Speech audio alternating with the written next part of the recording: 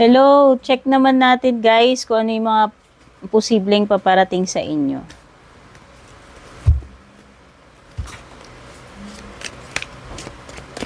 This coming week or kung kailan man, timeless reading to, kahit kailan makarating sa inyo to. Kung nakakarating sa inyo tong reading na to, baka talagang dapat ninyong marinig yung mga messages na nandito. Okay? Check natin ano yung mga paparating sa inyo.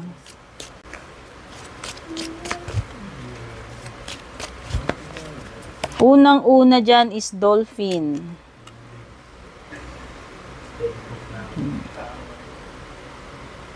Wow, financial.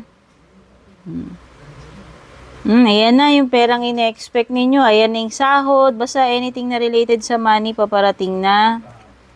Dealings or relationship with a woman. Ayan, may babaeng energy dito.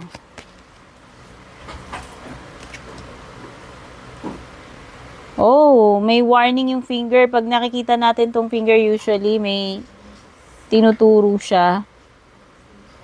Basta, may problem na paparating sa inyo, malapit na. In the near future na yan. Wow, eto, success. O, yung iba sa inyo dito, yung gagawin ninyo, itong mga susunod na araw, will be successful. No, makakaasa kayo magandang outcome. Yun lang. Maraming trabaho. Or pwedeng challenging or kailangan mag-effort. Okay, yung iba sa inyo maaaring magka-problema between family or friends.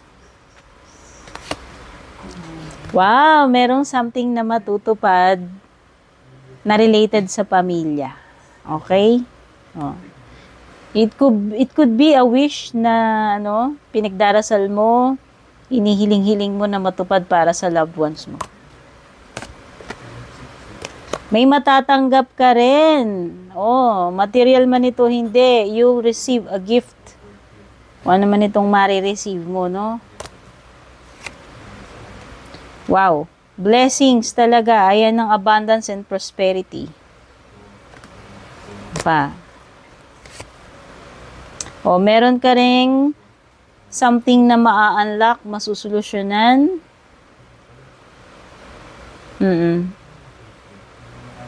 Pwedeng may madidiscovery ka, kung ano man ito.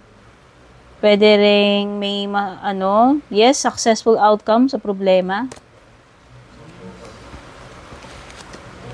Wow, money path. Ayan na nga.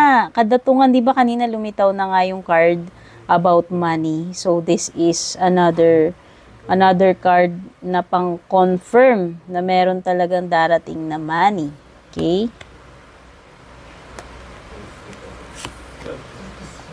At merong some kind of importanteng news or announcement.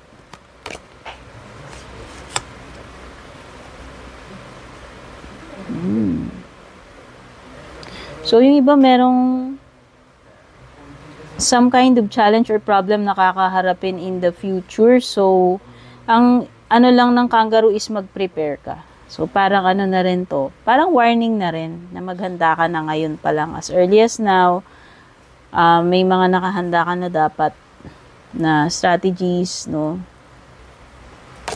Ano pa? Last card mo, someone will gossip about you.